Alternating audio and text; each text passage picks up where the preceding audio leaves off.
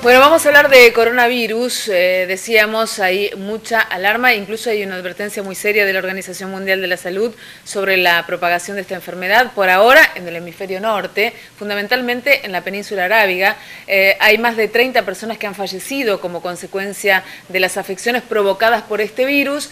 Nos acompaña hoy un especialista que nos va a esclarecer algunas cuestiones de algo que realmente es muy nuevo, no hay demasiada información y se está en etapa de investigación. 55 casos en el mundo, 31 fallecidos. Vamos a ver un informe para meternos en el tema y después estaremos conversando con la especialista. Los coronavirus son un género de virus que usa ácido ribonucleico como material genético de vertebrados de Coronaviridae. El tamaño genómico de los coronavirus varía entre 16 a 31 kilobases, un virus de extraordinaria longitud. El nombre coronavirus deriva de la apariencia de la envoltura bajo el microscopio electrónico de estar coronado con un anillo de estructuras redondeadas. Esta morfología está formada por proyecciones, peplómeros, de la envoltura que son proteínas que salen de la superficie del virus y le determinan el tropismo por su hospedador.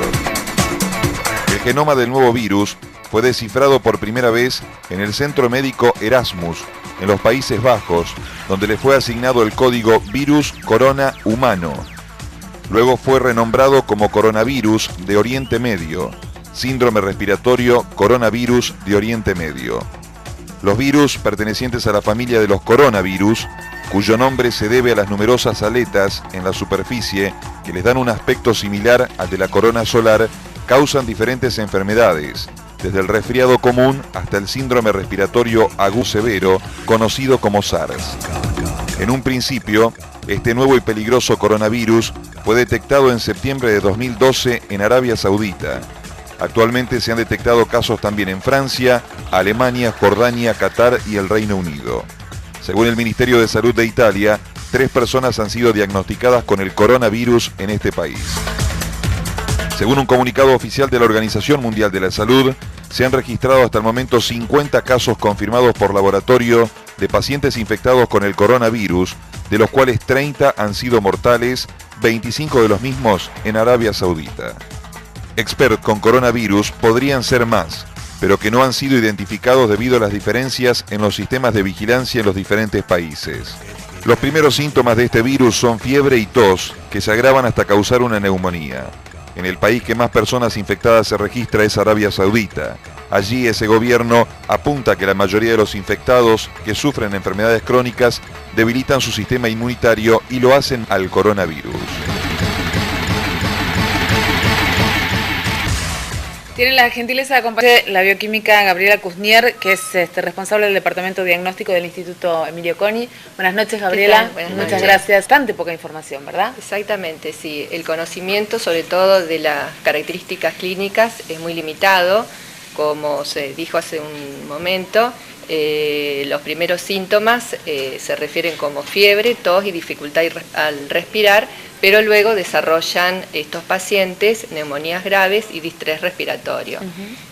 Lo que llama la atención es el perfil epidemiológico, ya que los casos detectados fueron en el grupo etario entre 24 años y 94 años, con un predominio de pacientes del sexo masculino, con una alta frecuencia de comorbilidades, es decir, enfermedades subyacentes, y prácticamente todos los casos, porque de 55 casos detectados, 47 se detectaron en la península arábiga, de los cuales, como recién se dijo, 31 casos fueron casos fallecidos.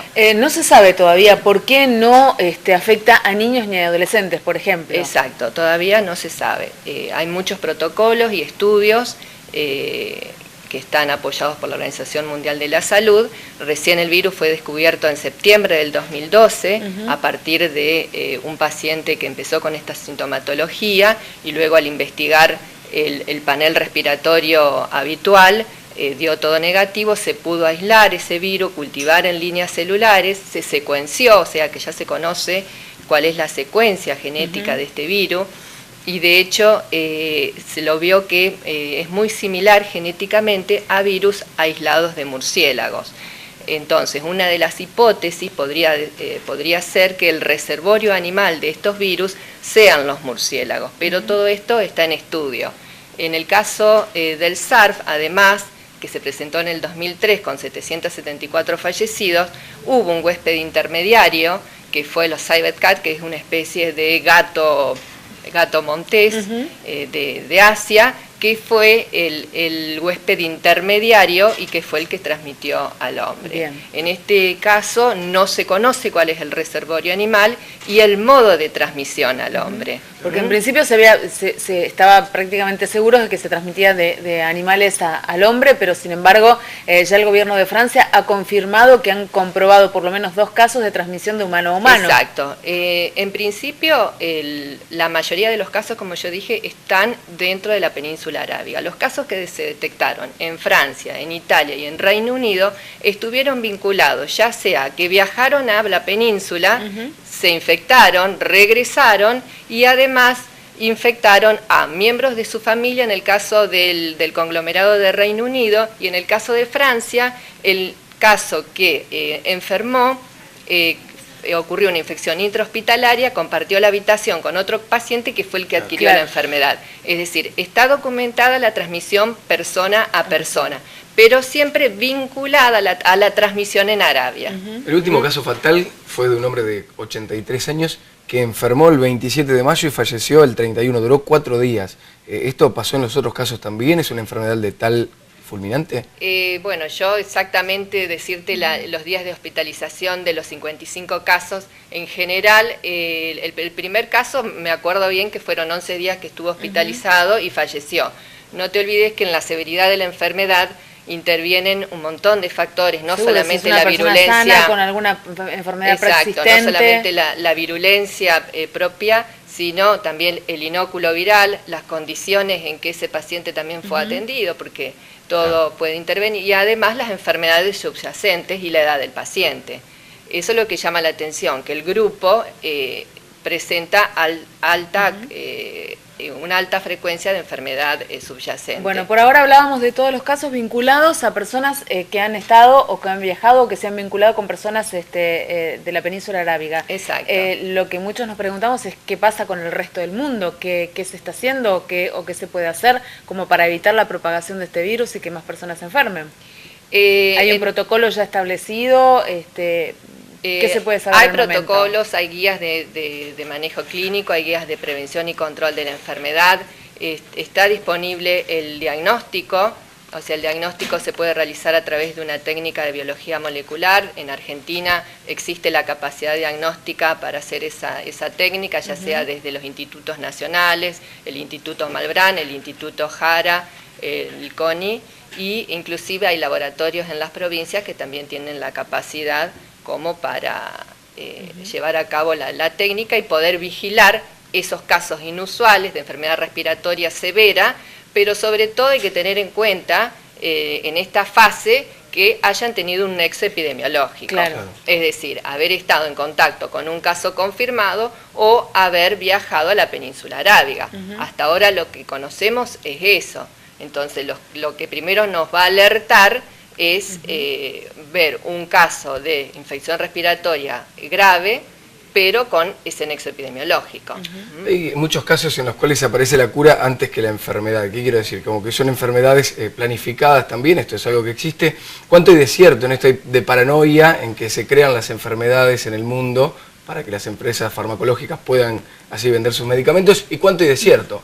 No, en realidad son los virus los que es parte de la evolución de los virus. Los virus quieren de alguna manera seguir sobreviviendo, y justamente la característica del genoma que tienen estos virus, que es un ácido ribonucleico, que tiene una alta tasa de mutación y una alta frecuencia de recombinación, que hace que emerjan cada algunos años nuevos virus.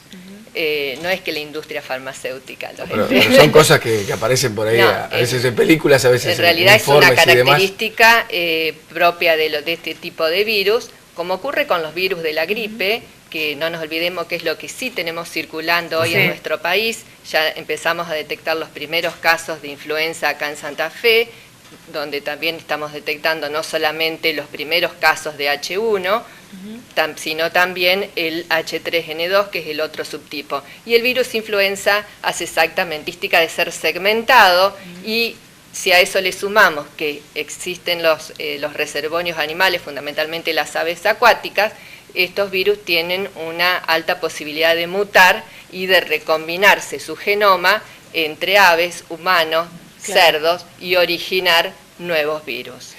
Concretamente, obviamente estamos diciendo que hay poca información sobre este coronavirus, obviamente no hay vacuna para prevenir la afección todavía, no hay vacuna.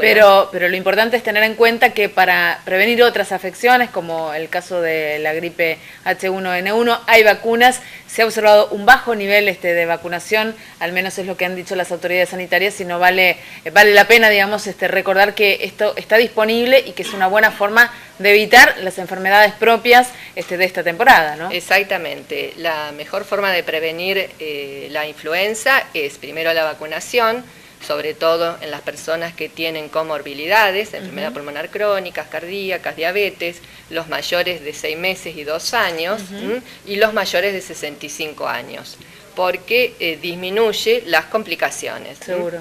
Y en lo cotidiano disminuye las tasas de hospitalización. nos ha quedado también el alcohol en gel de aquella época en la cual... Exacto, el lavado de manos, las precauciones estándar que uno conoce, el lavado de manos, permanecer en su casa mientras que duren los síntomas, y sí, apenas aparezca la fiebre, que es como se manifiesta en principio la gripe, es un abrupto comienzo de fiebre, y luego a las 24 horas aparecen los síntomas respiratorios, consultar al médico. Seguro. Porque la terapia antiviral que se está utilizando, que es el oseltamivir, es muy efectivo, pero sobre todo si se utiliza dentro de las 48 horas de iniciado los síntomas. Entonces la consulta temprana al médico.